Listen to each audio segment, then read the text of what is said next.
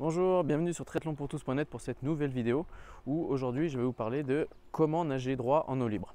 Donc avant de commencer la vidéo, je vous rappelle que vous pouvez cliquer sur le petit bouton situé dans le coin pour pouvoir vous abonner à la chaîne et ainsi être informé des dernières vidéos qui sont mises en ligne.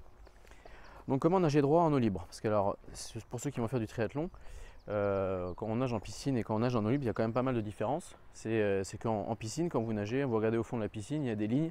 Donc on ne se rend pas compte, mais on nage droit facilement. Et pour tout le monde arrive à nager droit et ça paraît même pas, ça paraît même pas être un sujet complexe. Et pourtant, quand on se retrouve à nager en triathlon, on se retrouve à nager dans un lac, dans une rivière, en mer, ça peut être à différents supports. Mais du coup, on s'aperçoit, enfin surtout quand on débute, on s'aperçoit qu'on nage jamais droit, on part toujours d'un côté ou de l'autre. Alors pour quelle raison?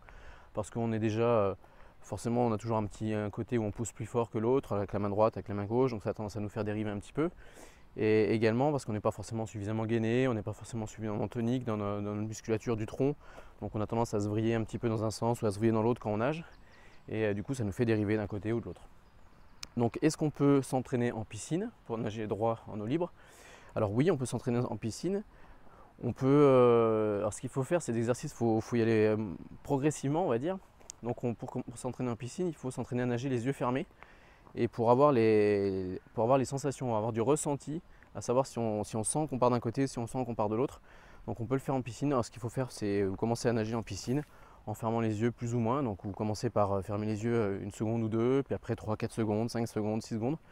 Alors essayez de faire ça un jour où quand vous êtes à la piscine, il n'y a pas trop de monde dans le bassin parce que si vous nagez et vous êtes 12 par ligne d'eau, vous allez vite rencontrer quelqu'un. Et si vous tapez la tête dans la tête de l'eau, ça va vite vous faire mal.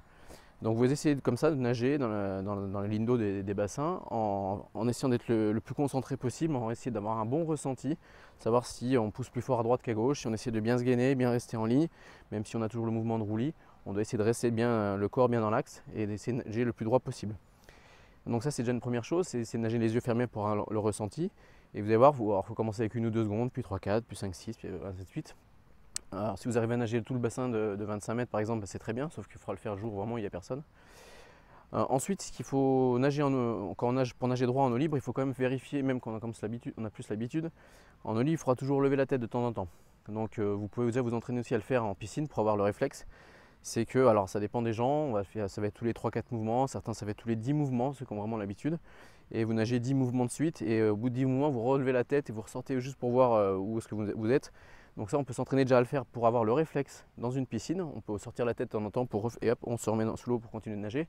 Ça, c'est vraiment pour avoir le réflexe de sortir la tête de l'eau et de s'entraîner à regarder loin devant, savoir si on est toujours dans l'axe. Alors forcément, dans la piscine, vous n'allez pas vous dériver, mais c'est pour vraiment acquérir le réflexe.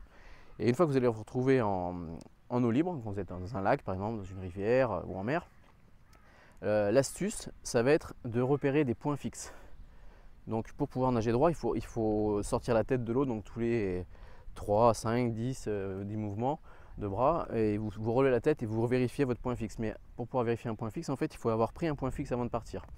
Donc moi j'ai le souvenir d'une épreuve où on devait traverser un lac, il y avait 3 km de natation à faire pour traverser un lac. Et avant de partir, donc moi j'avais repéré que, parce que quand vous êtes à 3 km, en fait la natation se faisait sur 3 km, mais à 3 km, en fait la bouée de l'arrivée, vous ne la voyez pas, parce qu'elle c'est trop loin, même si elle est très très grosse, la bouée à 3 km, vous voyez que dalle. Surtout quand vous avez la tête à ras l'eau, vous voyez vraiment rien du tout.